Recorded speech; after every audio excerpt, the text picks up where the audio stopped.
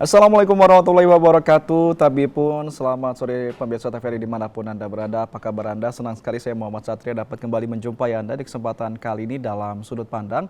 Ya, seperti biasa selama lebih kurang 60 menit ke depan kami akan menemani Anda dengan bincang-bincang bersama dengan para narasumber.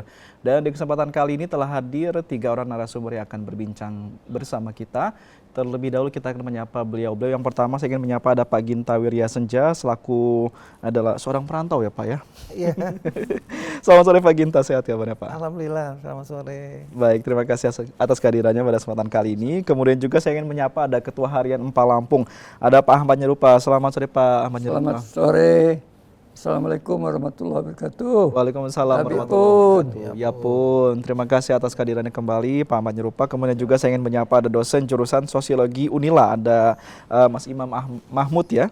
Iya, selamat sore Mas Imam. Selamat sore. Terima kasih. Assalamualaikum warahmatullahi wabarakatuh. Waalaikumsalam warahmatullahi wabarakatuh. Terima kasih atas kehadirannya pada kesempatan kali ini. Ya pemirsa TVRI dimanapun Anda berada, kenapa tadi saya menyapa Pak Ginta sebagai seorang perantau? Karena ini terkait dengan tema kita pada kesempatan kali ini adalah mengenai tradisi Lebaran orang Lampung. Ya seperti yang kita ketahui, Lebaran Idul Fitri ini memang biasanya identik dengan adanya tradisi-tradisi dari sejumlah daerah yang ada di Indonesia ya. Termasuk Lampung sendiri juga memiliki tradisi tersendiri dan bahkan mungkin bisa sedikit berbeda antara daerah satu di Lampung ini dengan di daerah lainnya. Nah, terkait dengan hal seperti itu, kita akan coba mengupas bersama dengan para narasumber kita di kesempatan kali ini. Seperti apa sih tradisi Lebarannya orang Lampung yang perlu kita ketahui dan seperti apa kemeriahan dan juga suasananya mungkin yang beliau-beliau ini pernah rasakan dengan adanya tradisi Lebaran di Lampung itu sendiri. Baik, kita akan berbincang bersama dengan Pak Ginta, Pak Ahmad Nyerupa dan juga Mas Imam ya mengenai tradisi Lebaran orang Lampung. Baik, saya mungkin ke Pak Ahmad Nyerupa terlebih dahulu. Pak Ahmad Nyerupa ini bicara tentang tradisi Lebaran orang Lampung. Memang seperti apa sih yang mungkin Pak Ahmad Nyerupa bisa sampaikan kepada kita semuanya yang dari beberapa daerah-daerah di Lampung ini, tradisi-tradisi yang biasanya dilakukan oleh para orang Lampung ini, Pak Ahmad Nyerupa. Ya, terima kasih. Selamat sore. Tapi pun. Ya pun. Kalau kita bicara tentang bagaimana terutama kita menghadapi maupun pada hari dan setelah Lebaran Idul Fitri. Orang Lampung ini memang agak berbeda sedikit karena kita sebelum memasuki tahapan bulan Ramadan, kita ada acara Belangiran. Belangiran, betul. Ini salah satu sudah menjadikan suatu tradisi atau kebiasaan baik Saibatin maupun Pepadun. Itu dalam arti kata Belangiran itu adalah yang baru lalu dilaksanakan tanggal 28 Februari hari Jumat dan dihadiri oleh Gubernur pada saat itu masih PJ dan diwakili oleh Pak Sekda, Pak Freddy. Dan hari itu sorenya dia serah terima pula. Ya, jadi pada hari itu punya sejarah tersendiri karena beliau yang menghadiri dan sekaligus pamit kepada masyarakat baik Saibatin maupun Pepadun. Nah, kembali kepada topik tadi bahwa orang Lampung ini tentunya saya kira hampir sama sebetulnya. Cuman mungkin ada perbedaan sedikit di dalam kita menerima menjelang maupun pelaksanaan pada hari Lebaran. Jadi kalau di Lampung ini kita kenal kalau di bahasa seberang sana mudik hilik apa? Hilik. Mulang tiup, mulang sebentar. Mulang tiup. Pulang kampung. Nah seperti Adinda ini dia betul dari Sumatera Barat, tetapi dia sudah menjadi orang Lampung. Tidak terasa. Gitu. Tapi yang saya terasa ini adalah dari pihak keluarga. Itu bedanya dia. Dia harus ngikutin pihak keluarganya yang kebetulan juga sudah jadi orang Lampung. Memang orang Lampung. Nah, oleh sebab itu kalau kita kembali ke kampung, tentunya sudah berpikir kita bahwa keluarga di kampung itu sudah, di samping dia bersyukur pada Allah, sudah melaksanakan salah satu kewajiban, yaitu puasa di bulan Ramadan, dan mereka pulang kampung. Nah, di situ di kampung sebelum-sebelumnya itu keluarga dari pihak yang perempuan atau keluarga dari adik saya Ginta ini sudah menyiapkan segala sesuatu yang berkenaan dengan acara-acara di kampung. Artinya baik makanan maupun hal-hal lain, termasuk sebelumnya itu kita ziarah ke makam orang tua, mertua, dan keluarga yang ada di kampung. Nah itu, nah tentunya mungkin acara ini sama, daerah-daerah lain sama, hanya perbedaannya sedikit. Kadang-kadang kita, apalagi musim sekarang, ya nggak, jadi di kampung itu terasa sekali dibandingkan di kota. Itu kalau di kota ini sudah biasa, Adinda ya. Tapi kalau di kampung Pak, terasa betul bahwa kita pulang kampung merasa bertemu dengan keluarga besar, mulai dari mertua. Kalau bahasa Lampungnya, beliau ini ngelamo ke Terbanggi Subing. Ya, jadi seperti Pak Imam mungkin dari pihak istrinya dia, nah itu kelamo. Karena dia benulung, jadi harus sujud sungkem dulu. Artinya kalau mau pulang ke Padang mungkin terlalu makan waktu dan ya mungkin jarak cukup jauh, dan keduanya mungkin suasananya ada hal-hal lain yang kurang mengizinkan. Karena cuaca sekarang sudah agak berbeda, sehingga kita banyaklah harus kewaspadaan. Saya kira itu dulu sementara. Baik, kalau ke Pak Ginta, yang Pak Ginta rasakan selama ini sebagai seorang perantau yang kebetulan mungkin banyak dan juga sudah lama tinggal di Lampung, yang Pak Ginta rasakan atau juga yang Pak Ginta lihat sendiri ketika menikmati suasana Lebaran di Lampung, terutama mungkin di kampung, seperti apa sih Pak Ginta? Baik, terima kasih Pak Satria. Kalau pengamatan saya di Lampung, kayaknya saya kurang ngerasakan gitu ya, karena kebetulan kami itu juga jarang ke kampung tuh, kadang-kadang cuma ke makam orang tua, ke keluarga dekat, habis itu balik lagi ke kota. Karena keluarga besar kami kan di Bandar Lampung ini, cuman kalau kampung memang di Lampung Tengah itu kan. Nah cuman kalau dalam hal ini, kalau saya nih orang Lampung asal Sumatera Barat ya. Baik. Nah jadi kalau tradisi kami itu memang setiap hari raya tuh kami ada tradisi pulang kampung. Nah pulang kampung itu ya kami rata-rata tuh pulang sama-sama. Nah itu pakai istilah kami tuh pulang Basamo. Nah jadi pulang Basamo itu mulai dari Bali sampai ke seluruh Jawa itu pulang sama-sama semua ke Sumatera Barat. Nah pulang Basamo ini memang tradisi sejak lama, sejak dahulu memang udah mentradisi lah di Sumatera Barat itu.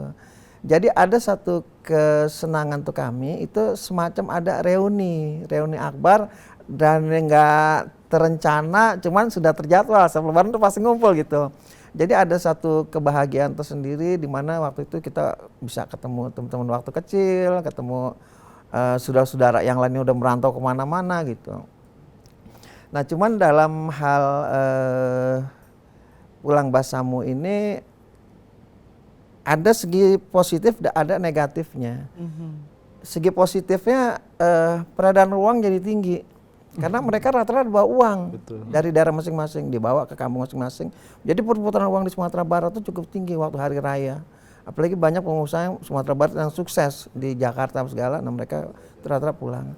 Mereka pulang pun kadang-kadang itu kalau bawa mobil bagus itu pakai ini mobil towing. Jadi mobilnya dibawa untuk orang yang punya duit, mobil dibawa. Tapi sama Sumatera Barat baru dipakai mobil itu. Jadi kalau hari raya melihat mobil bagus apa segala, nah, karena waktu hari raya itulah semua orang tuh show off, Pak. Dia menunjukkan, wah ini saya gitu. Kita nggak tahu dia barang utang apa nggak tahu. Ada risikonya nggak tahu. Gitu. Cuman di situ menunjukkan gitu. Jadi kesuksesan dia waktu merantau itu ditunjukkan di waktu dia pulang. Nah untuk teman-teman yang masih belum beruntung itu biasa kita menyediakan bus. Nah besoknya ada satu organisasi Minang itu menyiapkan 200 bus dari Jakarta gratis. Nah jadi nanti kami di Lampung di rest area tuh menyiapkan nasi kotaknya gitu. Jadi kita minta jadwal kalau bisa jam 5-an deh, setengah 6 pas masuk Lampung jadi sambil buka puasa gitu. Meskipun mereka musafir sih sebenarnya, cuman kadang-kadang mereka tahan untuk ini berpuasa. Nah kita menyiapkan itu juga. Nah di tradisi ini negatifnya itu kadang-kadang terlalu dipaksakan gitu di waktu pulang kampung. Karena ingin dilihat. Karena ingin dilihat orang hebat, orang bagus, orang sukses gitu kan di kampung tuh kadang-kadang itulah negatifnya. Nah jam positifnya kami itu ada satu tradisi, jadi kalau selesai sholat Id itu kita ngumpul baik di dalam masjid maupun di luar masjid itu ini ada semacam kayak lelang. Lelang ini kita mau buat ini nih dilelang gitu, ini nyumbang berapa. Nah di situ saling ini gaya-gayaan kadang-kadang, oh saya segini, nah ada sukses gitu. Nah itu kan bisa membangun kampung.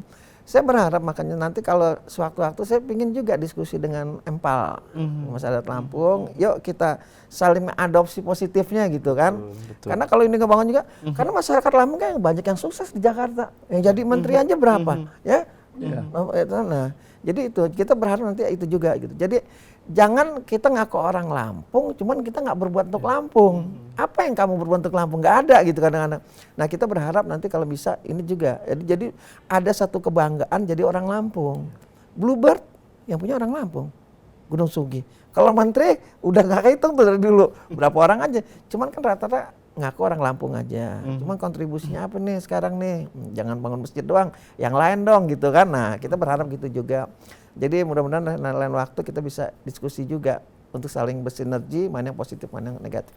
Terima kasih. Baik, sebelum ke Pak Imam selaku dosen sosiologi ya, mungkin menjelaskan dari sisi sosiologi melihat fenomena seperti ini, saya kembali ke Pak Ahmad Nyerupa dulu Pak. Tadi cukup menarik juga yang disampaikan oleh Pak Ginta ya, kalau mungkin memang Lampung bisa menyerap beberapa tradisi-tradisi yang ada di sana, atau memang sebenarnya orang Lampung sendiri ada tidak Pak yang mirip-mirip seperti itu, tradisi yang ya mungkin yang para perantau dari luar yang keluar Lampung, ya, mereka bisa pulang bersama ke Lampung pada saat momen-momen seperti Lebaran ini ataupun juga hal-hal yang lainnya Pak Ahmad Nyerupa yang Pak Ahmad Nyerupa ketahui sejauh ini.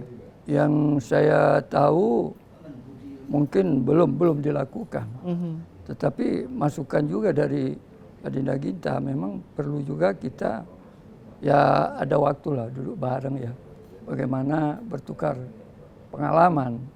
Karena jujur aja memang betul kata Adinda tadi bahwa menteri-menteri memang 4 atau 5 dari Lampung, tetapi belum menyentuh yang dimaksudkan Adinda tadi di dalam rangka guyup, gotong royong. Secara tidak langsung betul, tapi kalau di kampung, terutama orang Lampung, saya orang Komering Gunung Sugi, saya harus pulang ke kampung, itu yang dirasakan. Tapi di dalam di Lampung, tapi juga banyak orang yang dari luar Lampung, yang kerjanya di luar Lampung pulang ke kampung. Nah ini seperti sama tadi, kadang-kadang dia menunjukkan ya sholah, Keberhasilan. oh saya itu berhasil, tetapi ada yang kurang berhasil, ya justru kadang-kadang memaksakan juga. Nah malah kita berharap mudah-mudahan di tahun yang lagi efisiensi ya, mudah-mudahan tidak terjadi hal-hal yang tidak kita inginkan, karena kita melihat cuaca dan kos masih tinggi, cabai masih naik, pagi ini udah turun katanya. Nah jadi oleh sebab itu kita berharap dengan masyarakat Lampung yang ada di ibu kota provinsi, kabupaten, kalau pulang ke kampung, ya artinya pulang ke akarnya dia.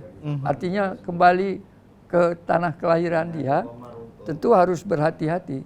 Terutama kalau membawa kendaraan, harus siap dan ready lah, jangan ugal-ugalan. Karena betul kata beliau, ada positif, ada negatifnya. Justru kadang-kadang laka itu lebih besar. Kadang-kadang pada saat H-7, H+7. Nah, ini yang kita tidak harapkan. Nah, mudah-mudahan apa pengalaman yang dilakukan oleh KKSB apa ya? Keluarga Sumatera Barat itu ya. Atau Minang. IKM, Minang, KBSB, Minang dan lainnya itu bagus. Kita perlu ikuti dan mudah-mudahan nanti kita bisa sharing untuk yang akan datang. Ini di kampung beliau banyak pejabat pusat Jakarta, terutama ini di TNI. TNI Polri ini banyak pejabat udah jenderal semua. Nah, kita berharap misalnya beliau ini pas lagi sholat Id di kampung gitu kan, dihimbau gitu. Bikin kayak lelang aja. Ini kampung mau bikin balai adat nih gini gitu. Nah, tradisi itu bisa dibangun dari awal. Banyak orang hebat di kampung beliau nih. Saya ke Pak Imam. Pak Imam ini selaku seorang sosiolog yang mungkin melihat fenomena tidak hanya sebenarnya di Lampung ya, tradisi-tradisi seperti ini juga di beberapa daerah di Indonesia juga memiliki tradisi yang unik, bahkan mungkin ciri khas sendiri dari daerah tersebut ya, terutama di masa-masa Lebaran seperti ini. Dari sudut pandang seorang sosiologi sendiri, melihat fenomena ini seperti apa sih? Ya, dari pandangan terjadinya esensi hari raya ini kan kemenangan ya. Iya. Pak ya. Dan kemenangan ini orang ini kebanyakan udah karena merasa menang. Jadi kan seperti halnya pekerjaan itu sudah benar-benar soft banget lah, dia nggak bekerja karena untuk merayakan kemenangan. Nah, dalam merayakan kemenangan ini biasanya seseorang itu memiliki dua keinginan. Yang pertama itu dia memiliki keinginan untuk memenuhi kebutuhannya. Yang kedua, keinginan untuk memenuhi nilainya. Nah, untuk memenuhi kebutuhan biasanya dia lakukan sama halnya kebutuhan silaturahmi dan lain sebagainya, atau kebutuhan-kebutuhan yang lainnya. Sedangkan kebutuhan untuk nilai biasanya dia tak jarang juga orang memenuhi kebutuhan nilai itu terkait dengan dia berwisata atau lain sebagainya gitu ya, untuk dia bisa memaafkan dengan orang lain dan lain sebagainya, itu bagian dari kebutuhan nilai. Dalam proses ini kemudian karena sudah merasa kemenangan dan lain sebagainya, ada dampaknya juga. Dampak positifnya ya tentu seperti halnya yang kita ketahui, dapat meningkatkan ekonomi, pendapatan meningkat dan lain sebagainya. Ada juga karena perputaran uangnya kan Pak Sagita cukup tinggi juga Pak ya. Tinggi Pak, kalau hari raya Pak di kampung. Nah ya benar. Bahkan uang kembali ke desa gitu. ya. Bahkan tahun 2024 kemarin, tahun Lebaran kemarin itu artinya saya sempat searching juga, itu perputaran uang itu sampai dengan 300 sekian triliun gitu. Dan saya yakin untuk Lebaran tahun ini tuh akan lebih banyak lagi yang mudik gitu, atau yang Lebaran di kampung halaman. Yang pertama itu karena kita sekarang akan WFA itu kan, work from anywhere itu berlaku tanggal 24 nanti 24 ya, sampai dengan tanggal 7. Jadi itu work from anywhere itu pasti orang pada memilih untuk pulang kampung gitu. Nah, itu tingkat mobilitas juga tinggi, itu harus dihindari juga. Misalnya karena tingkat mobilitas masyarakat cukup tinggi, kecelakaan lalu lintas biasanya cukup tinggi kalau enggak berhati-hati. Nah, itu dampaknya dampak negatifnya. Tapi kalau perputaran uang udah pasti sangat tinggi, dan itu dapat meningkatkan juga adanya pendapatan ekonomi daerah gitu ya. Sekarang QRIS sudah sampai desa tuh. Nah, QRIS udah bisa m-banking sekarang. Iya benar, udah dipermudah sekarang. Iya benar itu.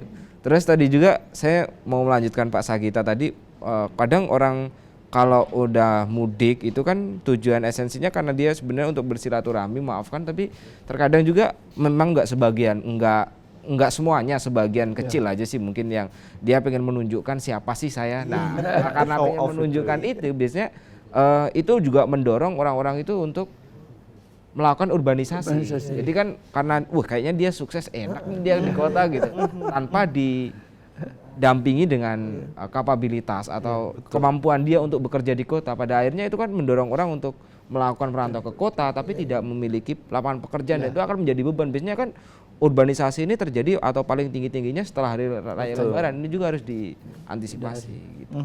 Itu aja sih Kak Daud. Baik, kemudian kalau untuk fenomena yang mereka yang mau show off tapi sebenarnya secara kemampuan mereka tidak mampu, ini bagaimana? Nah, kalau mau soft off karena sebenarnya mereka tidak mampu ya karena hari raya, makanya kalau dalam ini kan ada hari raya Idul Fitri itu kan di bulan Syawal. Syawal itu kan kalau dalam bahasa Arab itu artinya Syawal gitu kan peningkatan ya, adanya peningkatan. Nggak salah juga sih Kak kalau misalnya untuk merayakan kemenangan dia soft off tapi dia juga mungkin bisa membangun relasi atau jaringan ketika hari raya itu. Karena kan banyak juga orang yang mungkin sharing, banyak ngobrol gitu kan, biasanya peluang-peluang itu muncul dari silaturahmi itu gitu. Jadi nggak masalah juga kalau dia mau soft off. Yang penting jangan terlalu berlama-lama untuk soft off-nya. Nanti berlama-lama jatuhnya jadi bener-beneran soft off selamanya kan, jangan seperti itu gitu. Jadi kan mungkin dia bisa membangun jaringan sosialnya dia, jaringan sosial dengan masyarakat di lingkungan sekitar atau orang-orang yang dari kampung ada peluang nih. Nah, itu kan bisa membangun ngobrol-ngobrol di situ. Karena kan ngobrolnya juga biasanya kalau hari raya ya seperti halnya kita ya Pak ya. Misalnya ngobrol-ngobrol itu bukan hanya ngobrol-ngobrol tentang agama aja atau ngobrol-ngobrol tentang masa lalu, tapi biasanya ngobrol-ngobrol tentang lapangan pekerjaan kan seperti itu. Terus ada nggak peluang gitu. Tapi ya sekali lagi kalau mereka untuk memutuskan untuk melakukan urbanisasi harus didampingi juga dengan soft skillnya. Minimal di sana ada jaminan dia akan bekerja di mana. Tapi kalau nggak ada jaminan itu lebih baik dihindari karena di kota itu ternyata kalau dia nggak mempunyai kapabilitas atau kemampuan itu nanti keahlian yang soft skillnya yang memadai juga akan menciptakan pengangguran dan nanti kalau pengangguran akan tinggi maka kriminalitas juga akan tinggi kan seperti itu. Baik. Pak Ginta, melihat fenomena urbanisasi ini, mungkin dari sudut pandang Pak Ginta sendiri juga selaku perantau, yang biasa terjadi memang sering kita amati dan bahkan mungkin di beberapa daerah kayak semacam seperti Jakarta sendiri juga sudah seringkali melakukan sweeping ya biasanya pada pasca Lebaran itu untuk melihat fenomena urbanisasi sendiri. Menurut Pak Ginta sendiri, urbanisasi pasca Lebaran sendiri ini bagaimana menurut Pak? Urbanisasi. Kalau kami di Minang tuh memang udah tradisinya merantau. Jadi setiap anak laki kalau udah balik, dia tuh jadi di kampung tuh dibekali mereka kan tinggal di surau. Belajar sile sama itu apa ilmunya. Jadi belajar ilmu keduniaan, belajar bela diri, belajar segala. Nah, begitu mereka udah kira-kira ini merantau. Mereka kalau tinggal di kampung itu malu. Karena rata-rata di Minang yang ini ibu-ibu aja perempuan. Yang laki itu biasa merantau mereka yang merantau. Nah, jadi yang merantau ini kan ada positif, ada negatifnya juga gitu. Saya sendiri latar belakang pedagang, pengusaha. Saya sendiri menghimbau pengusaha-pengusaha di Lampung kalau bisa fight kita jangan di Lampung. Jakarta aja. Nah, apakah ini bisa disebut urbanisasi juga nih gitu kan? Saya nyari usaha di Jakarta. Cuman bawa uangnya ke Lampung. Kayak misalnya kami di Jakarta, kami fight di Jakarta. Kita ambil kalsium alumina di Australia, terus kita kirim ke Dubai. Nah, perdagangan di Jakarta, uangnya dibawa ke Lampung. Saya urbanisasi enggak? Urbanisasi kan? Karena saya ke Jakarta juga. Jadi urbanisasi itu nggak harus negatif, ada positifnya juga. Positif betul. Saya bilang teman-teman pengusaha di Lampung, kalau masih main pakai APBD APBN di Lampung, saya bilang belum pengusaha. Kalau pengusaha kita fight di Jakarta, fight dengan pengusaha luar, bawa uangnya ke Lampung. Nah itu baru pengusaha. Saya bilang, kalau uang yang di Lampungnya diubek-ubek ya uangnya nama-nama segitu aja gitu. Tapi kalau pengusaha di Jakarta gitu. Nah ini ya pengusaha. Nah untuk yang urbanisasi yang kecil-kecilnya itu kadang-kadang mereka tuh kayak punya jaringan. Misal Minang aja, yang orang Minang itu saya cerita yang pengetahuan saja.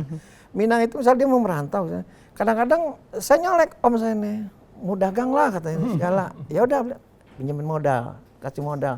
Ada balik ada enggak, cuma rata-rata mereka pasti berbalik semua. Udah merantau Jakarta dagang kaki lima. Karena mereka tuh udah jiwa petarung. Kalau berani merantau, bertarung gitu. Nah, ini kan yang cerita dari Pak Imam tuh jadi ini latar belakang beda-beda. Tapi kalau dia mau jadi pengusaha, dia bisa fight. Tapi kalau dia berharap kerja di tempat orang, nah itu kadang-kadang yang ini dilemanya nih. Lapangan pekerjaan nggak ada, begitu dibawa ke Jakarta nggak ada pekerjaan gitu kan. Akhirnya luntang-lantung aja di situ kan gitu. Nah cuman kalau kita bekali sebelum berangkat, kita dagang deh, apa kita jadi pengusaha, apa kita jadi apa segala gitu. Udah ada ini baru merantau. Nah disitulah bisa kita mulai menumbuhkan entrepreneurship mereka gitu. Makanya saya sih berharap kalau bisa ya. Termasuk saya urbanisasi juga di Jakarta. Gitu. Ya makasih. Pak Ahmad Nyerupa, kalau Pak Ahmad Nyerupa sendiri gimana Pak melihat ya mungkin istilahnya merantau kalau dari Sumatera Barat ya, dari orang Lampung sendiri gimana sih Pak? Ada nggak sih yang hal-hal yang semacam seperti itu ya, mungkin yang menjadi tradisi ataupun juga budayanya orang Lampung yang untuk bahasanya fight lah untuk keluar Lampung mencari ini dan kemudian dibawa kampung, seperti apa sih Pak? Ataupun kalau bicara tentang urbanisasi? Inilah ya. Sebetulnya saya kira hampir sama. Jadi kadang-kadang memang ketergantungan pribadi ya. Jadi kadang-kadang apa ya, belum tergugah gitu untuk merasakan bahwa kita itu akan kembali ke kampung. Coba bayangkan, siapapun dulu itu juga, apakah dia pejabat di mana, apa dia rektor, apa dia segala macam lah, yang kata Dinda tadi, pasti pulang ke kampung. Oleh sebab itu ya ini yang perlu kita gugah bagaimana caranya supaya mereka itu yang akar tadi. Mulang sebentar itu oke, tapi intinya yang lebih kuat lagi adalah kembali ke akar, karena dia harus tahu bahwa kita ini besok atau lusa pasti akan kembali ke kampung. Kalau kita di luar seperti saya katakan tadi, ya tentunya ya berarti tidak punya rasa memiliki. Nah ini yang jadi masalah, saya kira sama. Jadi kadang-kadang kita mungkin secara pribadi ada, tetapi secara organisatoris terhimpun secara baik dan benar itu belum dilakukan. Itu yang kita harapkan. Mungkin tadi kita bisa sharing sama Dinda bagaimana pola strategi yang dilakukan oleh keluarga dari Sumatera Barat. Dan itu kita juga tahu, dan Gebu Minang aja uangnya cukup besar. Iya. Satu hari 1.000 ya. Iya. Satu orang 1.000. Coba bayangkan kalau orang Sumatera Barat yang ada di luar negeri, Bang Imam, maupun di dalam negara kesatuan ini berapa banyak. Coba kita lihat kemarin. Di Arab aja, di Mekah udah punya restoran, siapa yang mau makan rendang, sudah ada sekarang.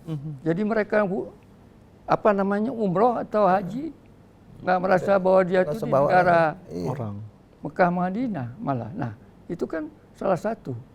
Dan kita salut. Dan memang Sumatera Barat ini bukan itu saja. Kebudayaannya, budayanya, seni budaya, seni apanya. Ya zaman apa? Dulu Elia Kasim apa ya? Iya. Ya. Zaman-zaman penyanyi-penyanyi lama itu waktu itu ngetop, sampai sekarang masih. Dan mereka melakukan pagelaran ke luar negeri. Sehingga kadang-kadang Indonesia itu lebih dikenal. Orang Padang katanya. Tapi sebetulnya bukan atas nama Indonesia lagi. Memang betul-betul mereka memang kebudayaannya dilola, digali, dan dikoordinasikan secara baik menurut organisasi mereka. Sehingga betul-betul kita salut. Baik tokoh masyarakat, tokoh adatnya maupun birokratnya yang sudah purna, sehingga mereka bergabung secara organisasi. Saya salut itu. Pak Ahmad Nyerupa, ini kembali ke tema kita mengenai tradisi Lebaran orang Lampung ya, yang sepengetahuan saya sih di beberapa daerah, terutama mungkin di daerah-daerah Lampung Barat, Tanggamus, itu seperti ada tradisi sekuraan atau topeng. Ya, topeng. Iya, seperti itu. Bagaimana kalau Pak Ahmad Nyerupa sendiri melihat tradisi itu Pak, sekuraan ataupun juga Ya masa topeng itu dilakukan di daerah Kenali, Lampung Barat. Itu topeng itu kan sebagai apa ya? Sebagai apa kalau bahasa kita itu sebenarnya untuk kegembiraan mereka. Di samping itu kan mereka tertutup, tidak tahu siapa di dalam itu. Ya, jadi namanya topeng. Jadi sebagai rasa kebanggaan juga bagi mereka. Dan di Lampung Barat itu memang setiap tahun ada.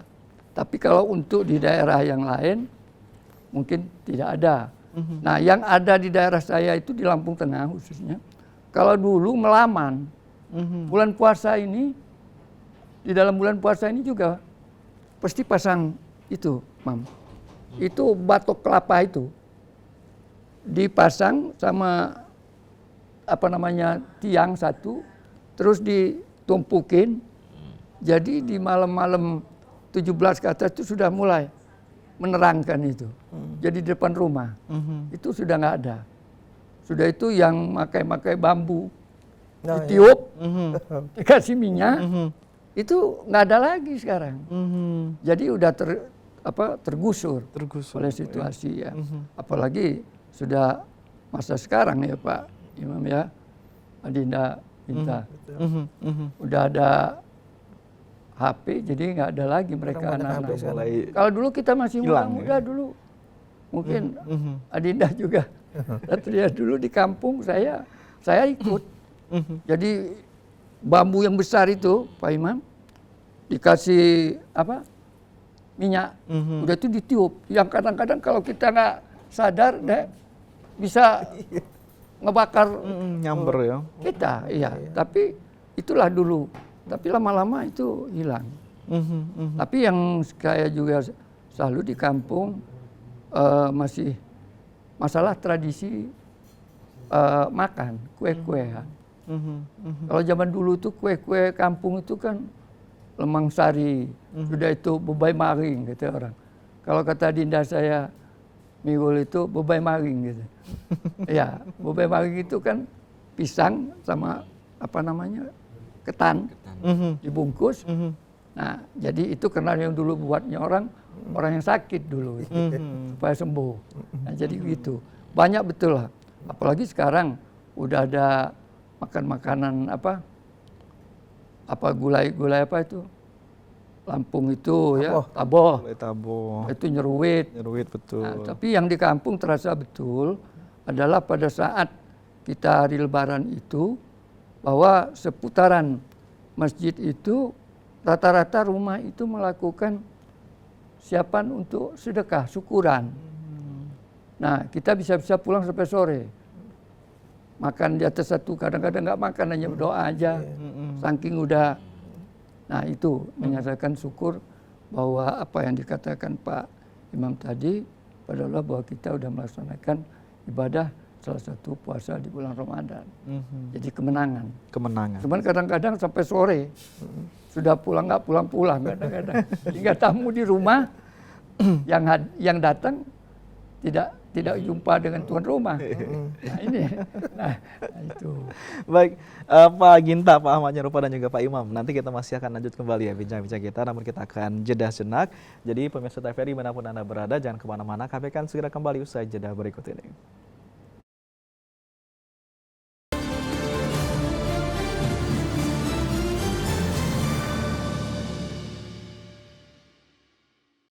Kehidupan saya dulu, ya boleh dibilang mapan dan mencukupi. Ya, celananya. Waduh,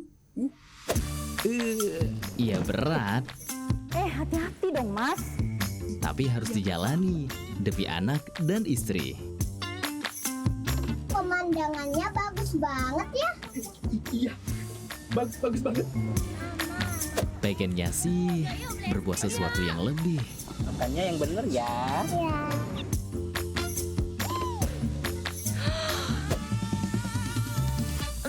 Pinter. Akhirnya kutemukan caranya. Tapi ternyata itu salah. Sepeda anak jadi hilang.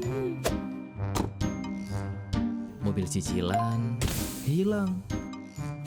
rumah warisan keluarga juga ikut hilang. Waduh. Aku pulang ke rumah orang tua. Hati-hati ya, jangan jadi seperti saya.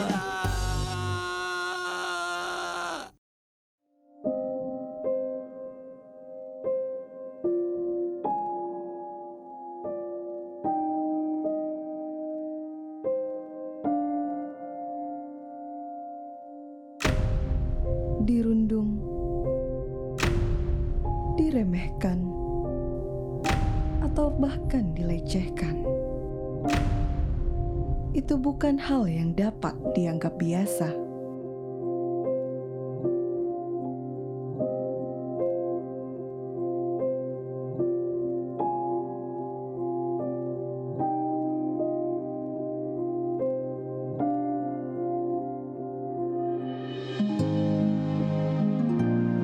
Stop bullying. Jadilah berani dan saling menghargai. Jangan biarkan perundungan terjadi.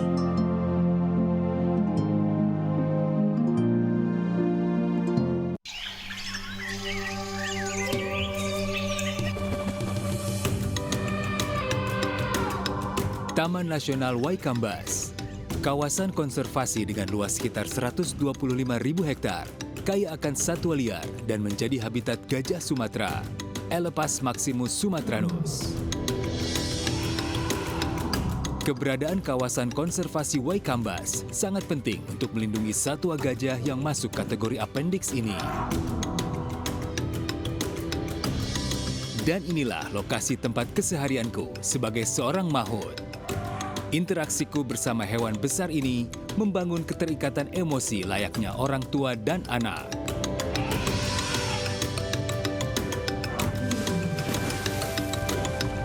Gajah merupakan hewan sosial yang cerdas dan memiliki ingatan yang kuat. Hewan besar berbelalai panjang ini sangat peka dan berkomunikasi melalui sentuhan, penciuman, juga suara.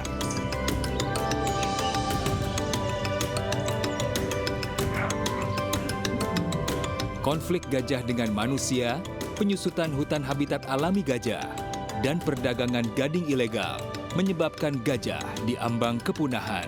Satu pesanku, lindungi, lestarikan dari kepunahan demi kelangsungan hidup binatang langka. Stop perburuan gajah.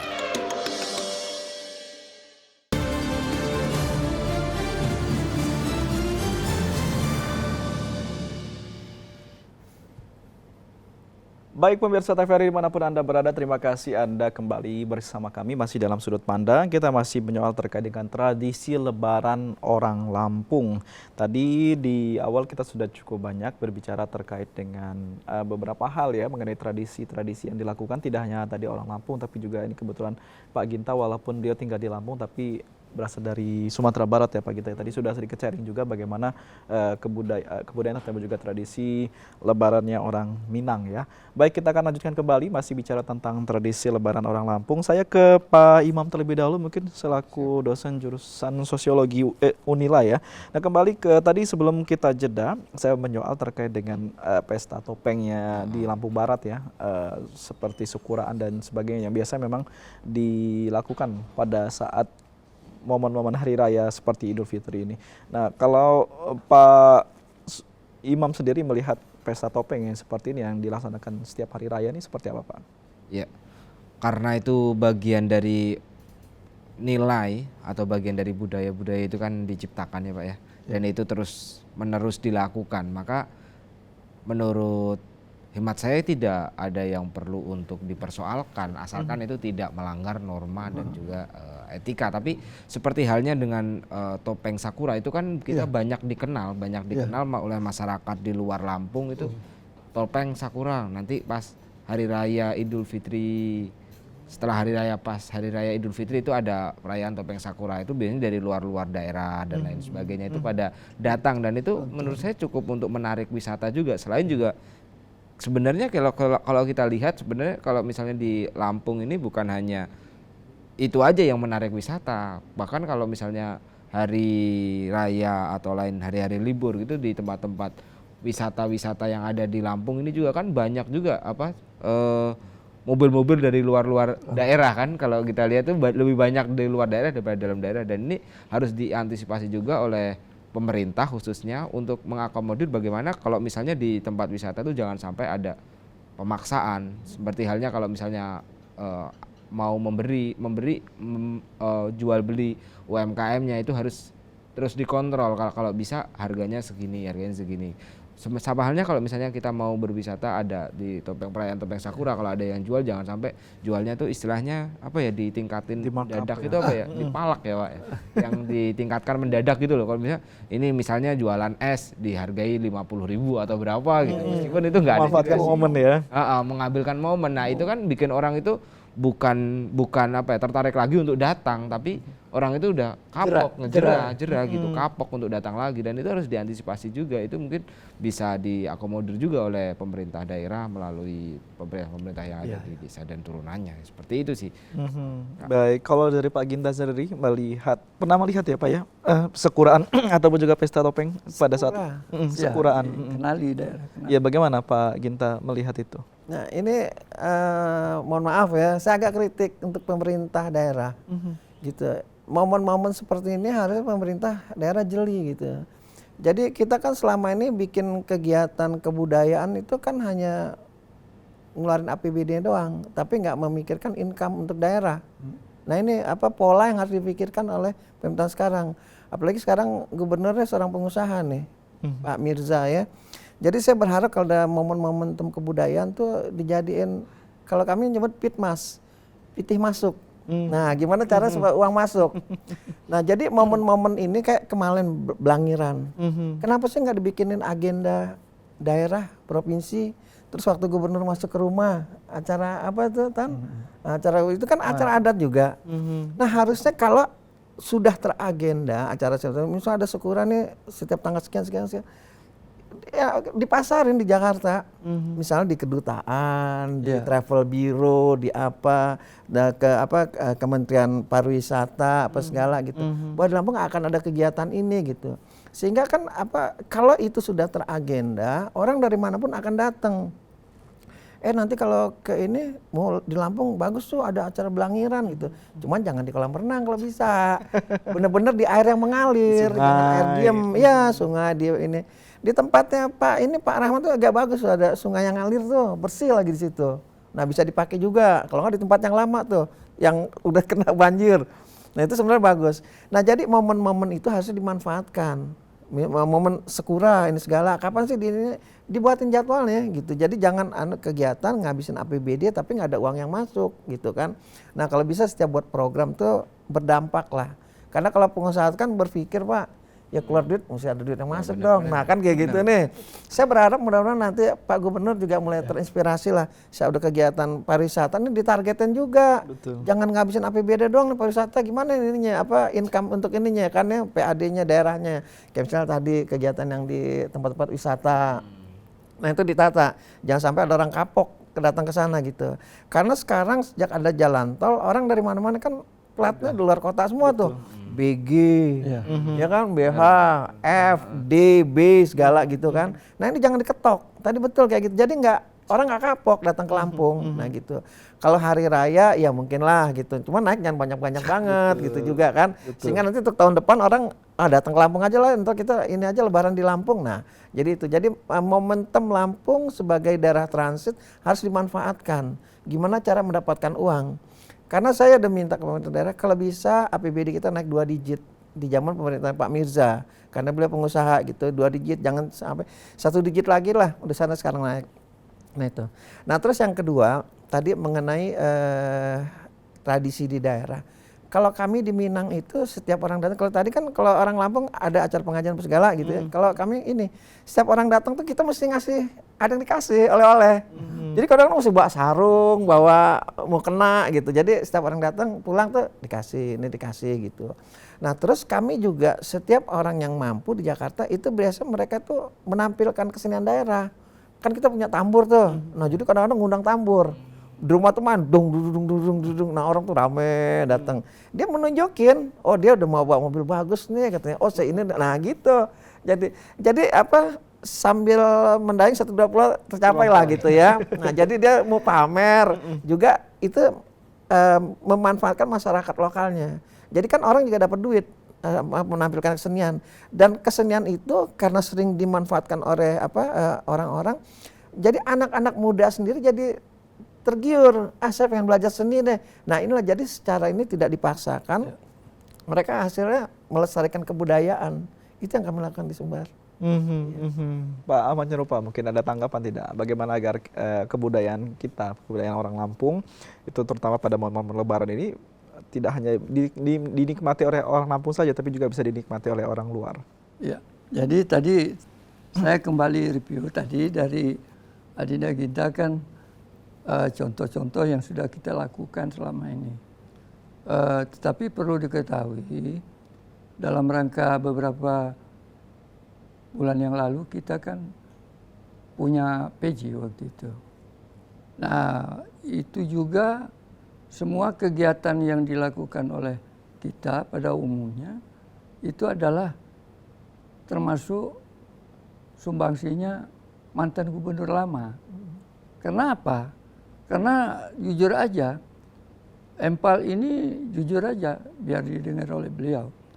Pada 2 periode itu vakum, kan pernah kita bicarakan dulu.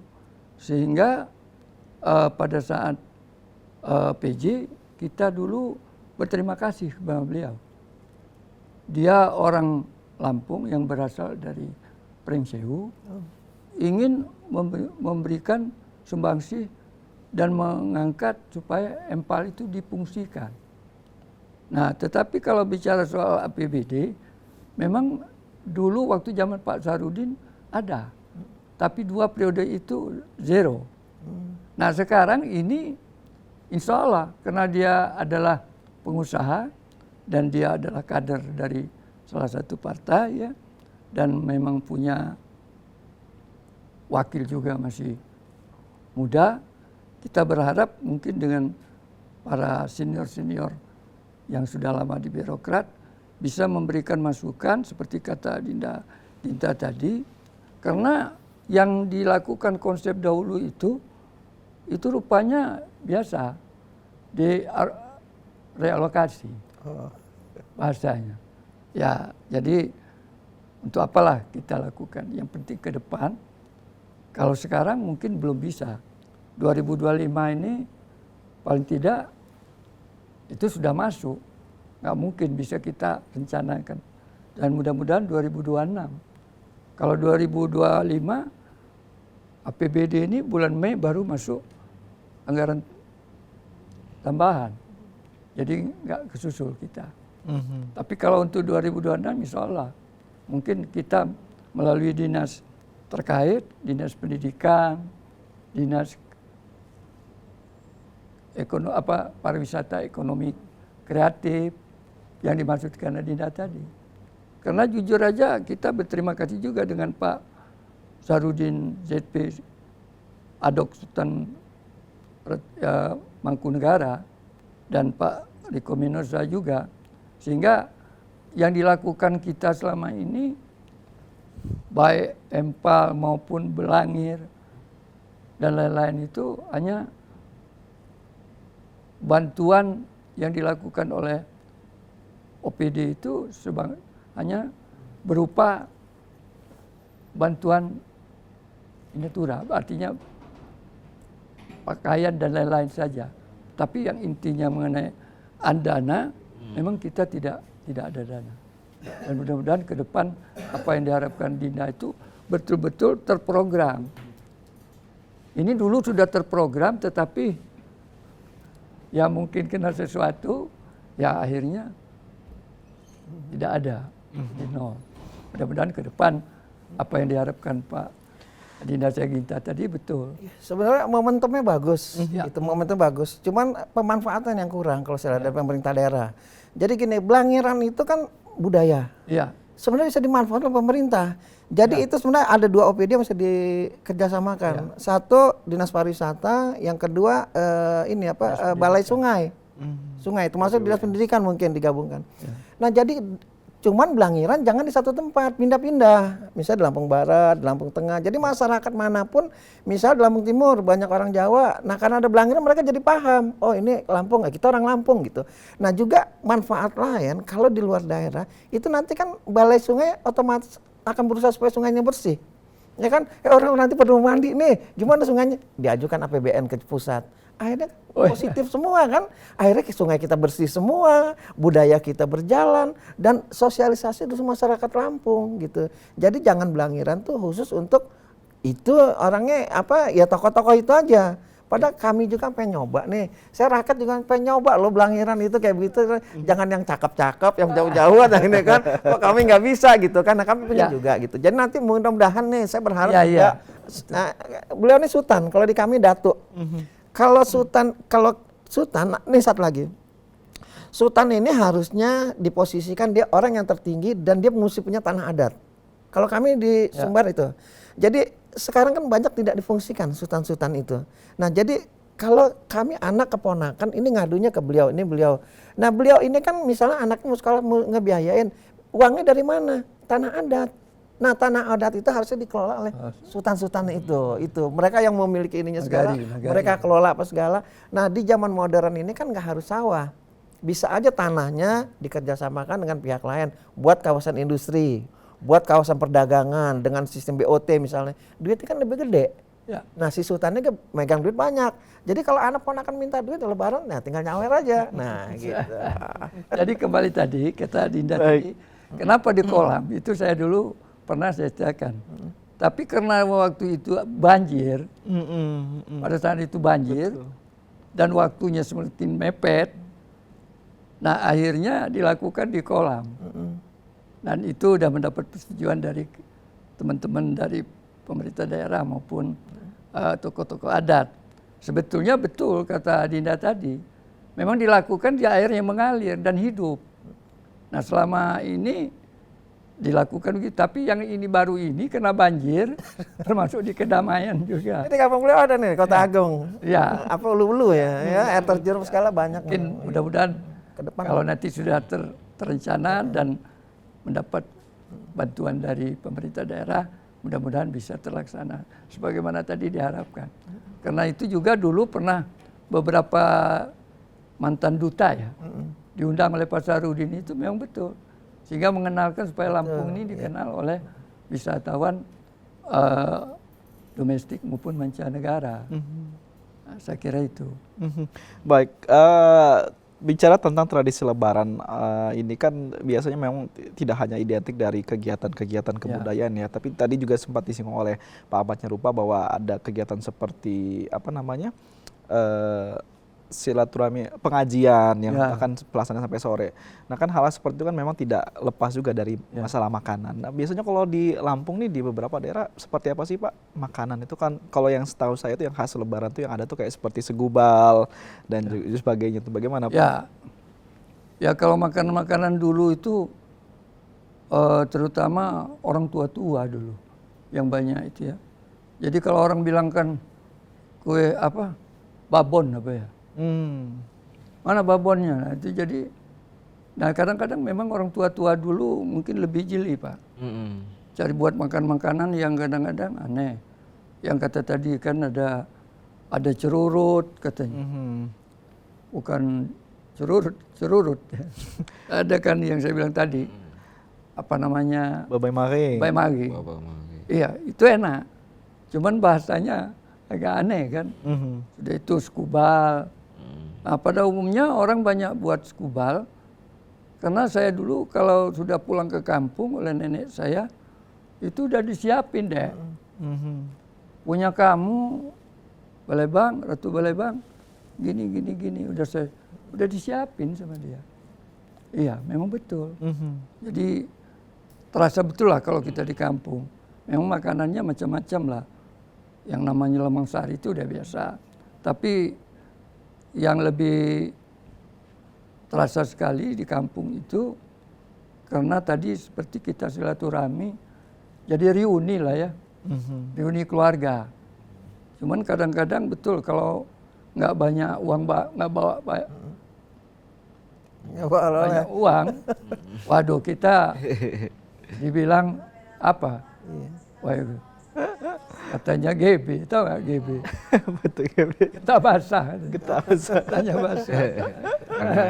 Jadi memang kita ke depan itu apa yang disarankan Linda, kita perlu ikuti. Mudah-mudahan dengan pimpinan gubernur yang baru ini, insya Allah mulai berpikir gimana uang masuk ya. Gimana uang masuk.